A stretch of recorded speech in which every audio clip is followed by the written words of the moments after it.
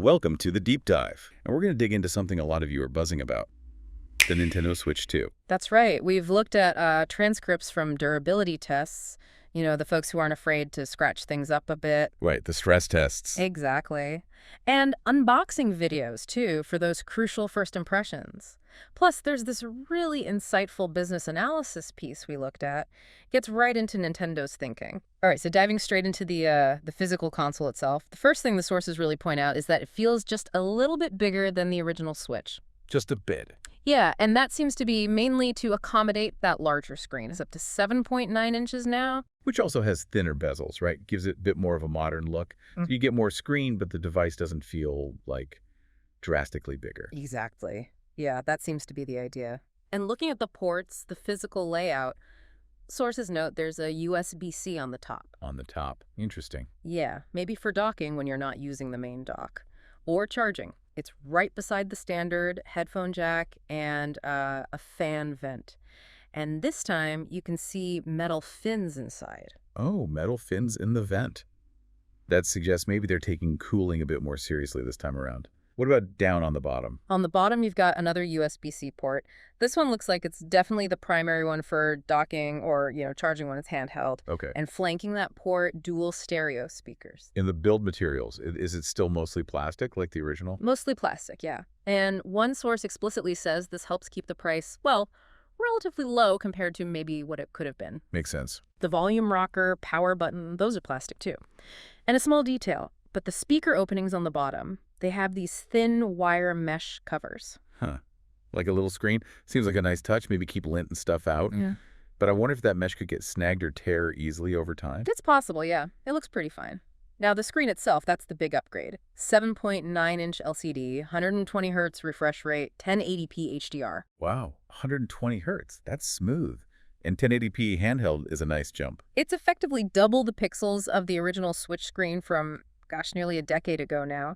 But here's where it gets really, really interesting, and maybe a bit concerning for some. Okay, lay it on me. What's the catch? The sources all confirm there's a permanently installed plastic layer on top of the actual display panel. Permanent? Like you don't peel it off? Nope. It's not like that temporary film you get on a new phone. This is part of the console structure, bonded on. A permanent plastic layer on the screen. That sounds like it might scratch easily, doesn't it? That's exactly the issue highlighted. In one key way, durability takes a hit. This plastic layer is very susceptible to cosmetic damage. How susceptible? Well, one source did the standard hardness pick test, the Mohs scale. It starts showing scratches easily at a level 3. Level 3. Wow. Glass screens usually hold out until level 6 or 7, right? Exactly. So think about things like keys or coins in your pocket or bag. They are absolutely going to leave marks very, very easily. Plastic objects won't mark it, apparently, but yeah, metal definitely will. Okay, so maybe the idea is that this plastic layer helps prevent the underlying screen from, shattering if you drop it. Yeah. But the trade-off is the surface itself is going to look pretty beat up pretty quickly. That seems to be the consensus, unless you put another screen protector on top. Right, so the sources basically say, get a glass screen protector on there ASAP if you care about avoiding those visible scratches. Pretty much mandatory, yeah, if you want to keep it looking pristine. Got it. Okay, looking around the back of the console, anything else notable? Oh, yeah. The kickstand. It's a massive upgrade. Finally. Thank goodness. It's much wider, runs almost the full width of the console, apparently. And it's made of metal this time, not like that flimsy little plastic one on the original Switch. Okay, that's a huge improvement. Definitely needed for tabletop play. What about the logo?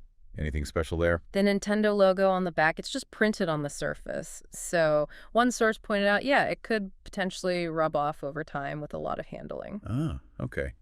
Good to know. All right, let's get to the big physical change everyone's seen pictures of, the magnetic Joy-Cons. How do they feel, according to the people who've handled it? They attach using magnets, yeah. And the descriptions are consistently positive. People are saying it's satisfying, a real solid clunk when they connect. Nice. Sources found they attach super well, feel very secure, apparently. Not going to fall off accidentally. The durability tests brought up something a bit unexpected about how they attach, didn't they? Something about ripping them off. Right, this is fascinating.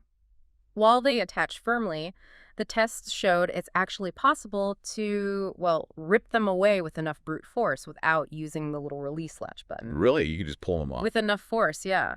Now, you probably wouldn't do this intentionally, right? But the sources suggest this might actually be a feature, not a bug. A feature? Yeah. How is pulling them off without the button a feature? That sounds counterintuitive. Well, the thinking is, the ports where the Joy-Cons attach, they actually have a tiny bit of play, a little wiggle built into them. It's apparently intentional. Okay. The theory, according to the source who tested it, is that if the connection were totally rigid, like completely unmoving, a strong knock or maybe a drop directly onto the Joy-Con could put immense stress on those internal pins. Potentially breaking them, or the port inside the console itself. Exactly. So by allowing the Joy-Cons to actually pop off under significant force, like if the console gets bent or twisted hard, it might divert that energy and protect the really crucial, delicate internal components. One test showed aggressively pulling them forwards or backwards didn't actually damage the console or the controller, they just popped off. That is genuinely clever engineering, if that's the case, like a lizard shedding its tail to escape danger. The Joy-Cons detach unscathed, as one source put it, to save the main unit. That's the exact analogy one source used, yeah. It seems designed to prevent catastrophic damage in real-world accidents. Pretty smart, actually. Okay. And the Joy-Cons themselves. Any changes there apart from the magnets? Yes. Sources say they're noticeably larger this time, feel more ergonomic in the hand. Bigger buttons, too. Every button and the joystick is bigger, yeah. The joystick also has a thicker rubber cap, feels more substantial. And a nice little detail. The white letters on the face buttons. They're inlaid inside the plastic. Oh, that's good. So they shouldn't rub away like they sometimes do on older controllers. Exactly. That's a common complaint addressed. Quality of life improvement, definitely. What about the shoulder buttons? The shoulder triggers are interesting. Made with steel blocks this time, apparently, which contributes to that magnetic connection to the console body. There's also a port in the center for charging them, and something new, an optical sensor. We can touch on that in a sec. Okay. And still using those unique screws. Oh, yeah. Still need those special tri-point Nintendo screwdrivers if you ever fancy opening them up. Some things never change. Fair enough. Any word on wider resistance from the sources? Did anyone dunk it? Chuckles. No dunking in the sources I saw, but they explicitly stated there is no water resistance rating. So, yeah, keep it away from liquids. Definitely not pool safe. Right. Good advice. So summing up the durability then, very susceptible to cosmetic scratches on that screen surface because of the plastic layer. Yep, get a protector. But structurally, it seems pretty robust. Maybe even cleverly designed to break away safely in certain high-stress scenarios. Better than maybe some expected. That seems to be the consensus from the tests, yeah. Surprisingly durable in a structural sense, even if it's going to get marked up easily cosmetically. Okay, so what else is new besides the magnets and the screen? What other features or accessories did the sources cover? Right, that optical sensor on the Joy-Cons we mentioned. Turns out you can use them as a kind of mouse pointer. A mouse. Like on the system menu. Yeah, along with a new C button, it opens a share menu, and you can navigate menus, select items with the top button. Sources suggest maybe specific games will integrate this too. Huh. That's unexpected. Oh. Opens up some interesting possibilities, maybe UI navigation, maybe some creative apps or specific game types. Potentially, and you can attach those little plastic bumpers we mentioned earlier when you're using them like this or just handheld. Okay, what else? Any new accessories? Yeah, they also mentioned a Switch 2 camera. It's this small, kind of cute accessory, connects via USB-C, and it has a manual physical bezel you slide open and close for privacy. A physical cover? That's nice. How much does that little guy cost? $55, according to the sources.